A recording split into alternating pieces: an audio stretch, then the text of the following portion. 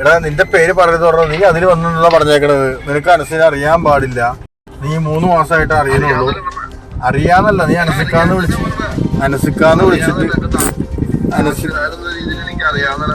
അനസ് നമ്മളെയൊക്കെ ചതിച്ചു പോയതിന്റെ കാര്യങ്ങൾ ഞാൻ വെളിപ്പെടുത്തിയത്. പക്ഷെ അതിൽ നിന്ന് പറഞ്ഞു കഴിഞ്ഞാൽ നീ അവിടെ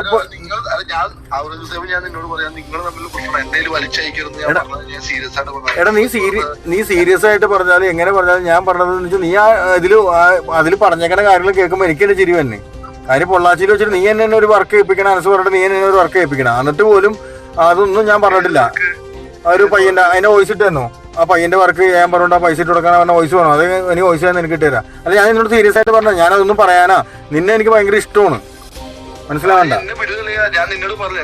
അല്ല അതില് നീ അല്ല ഞാൻ ഇനി ഒന്നിനുമില്ല. കാര്യം എന്ന് വെച്ചാൽ നീ അത് പറഞ്ഞ കാര്യങ്ങളെ അനസിന കേസുള്ളതെന്ന് എനിക്കറിയില്ല, അങ്ങനെയുള്ള കാര്യങ്ങളൊക്കെ പറയുമ്പോൾ എനിക്ക് ശരിയാണ്. ഞാൻ ഇപ്പോഴും നിന്നോട് പറയുന്നു, അനസിന് കേസുള്ള കാര്യങ്ങളോ അതൊന്നും ഞാൻ അന്വേഷിക്കേണ്ട ആവശ്യമില്ല.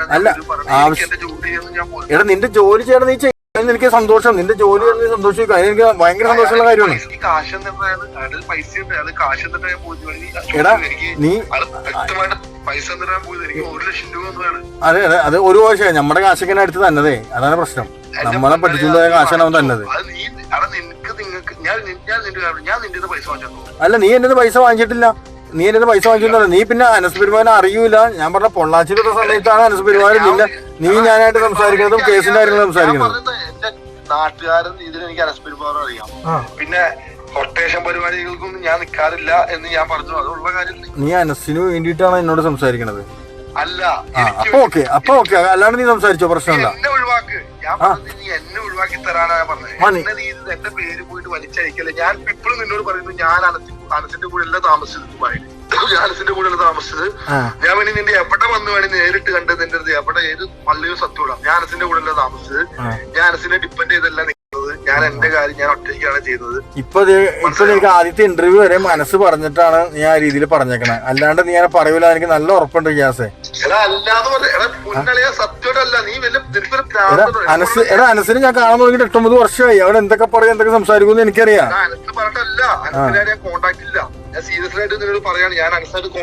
അല്ല നീ വേറെ ഞാൻ കമ്പനി ആയിട്ട് പറയണേ, നീ ആ ഇന്റർവ്യൂല് പറയല്ലേ എന്ന് വെച്ച് കഴിഞ്ഞാൽ എയർപോർട്ടിൽ വന്നപ്പോഴാണ് അനസിനെ കാണുന്നത്. പിന്നെ അവിടെ ചെന്നപ്പോൾ അനസിനെ കാണുന്നത് എനിക്ക് ചിരി വന്നു. കാര്യം എന്ന് വെച്ച് കഴിഞ്ഞാൽ അനസിന്റെ ഒപ്പം ഞാൻ നിന്റെ ഇപ്പോഴും പറയുന്നു, ഞാൻ അനസിനെ കാണുന്ന ആഫ്റ്റർ ലോങ് ടൈം എയർപോർട്ടിൽ വന്നാണ് കാണുന്നത്. അത് ഞാൻ പറഞ്ഞു, ഞാൻ കണ്ടിട്ടില്ല എന്ന്. നീ അനസിന്റെ ഗുണ്ടാ ഇതിന്റെ പദ്ധതികൾ നിനക്ക് അറിയില്ല എന്ന് പറഞ്ഞ പിന്നെ നീ എന്തിനാ അന്ന് മറ്റേ പൊള്ളാച്ചിയിൽ വെച്ച് അനസിന് വർക്ക് കൊടുത്തിട്ട് ആ വർക്ക് ഞാൻ ചെയ്തത്? അനസിനെ എനിക്ക് പേഴ്സണലി അറിയില്ല.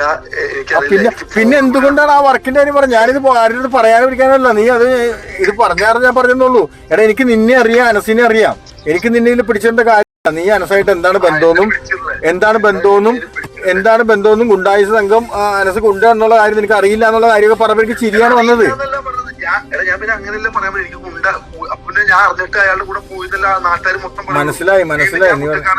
മനസ്സിലായി എടാ അറിയാം. എടാ ഷിയാസെ, എനിക്ക് നിന്നോട് വ്യക്തിപരമായിട്ട് ഒരു വൈരാഗ്യമില്ല. ഞാൻ പറഞ്ഞു എനിക്ക് നിന്നോട് ഇഷ്ടമുള്ള ആളാണ്. അപ്പൊ എടാ നോക്കണമെന്ന് നമ്മൾ നോക്കുമ്പോ എന്താ നോക്കണത്? അവിടെ ചെന്ന് ഞങ്ങളെയും പറ്റിച്ചുകൊണ്ട് പോയിട്ട് എല്ലാവരും നടിമാരും എല്ലാവരും ആയിട്ട് അവിടെ കിടന്നുകൊണ്ട് അംഗവും ബഹളവും എല്ലാവരും ഉദ്ഘാടനത്തിനും അതൊക്കെ വരുമ്പോ ഞങ്ങളുടെ മനസ്സെന്തായിരിക്കും?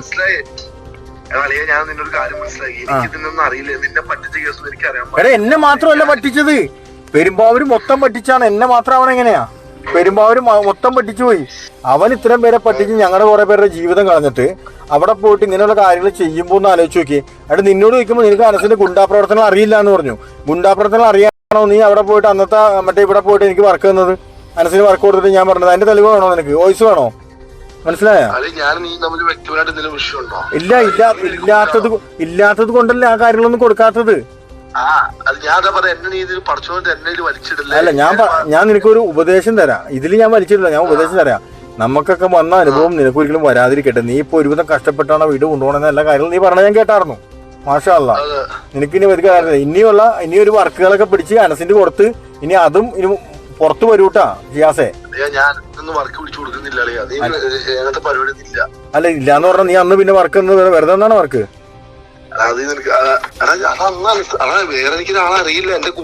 അത് എത്ര വർഷം മുമ്പാണ് ഒന്ന് ആലോചിച്ച് നോക്കി. ആ വർക്ക് എത്ര വർഷം മുമ്പാണ്? 3 വർഷമായില്ലേ? ഞാൻ അങ്ങനെ ആദ്യം പറയേണ്ട മീഡിയക്കാരോട് പറയേണ്ട അതല്ലായിരുന്നോ?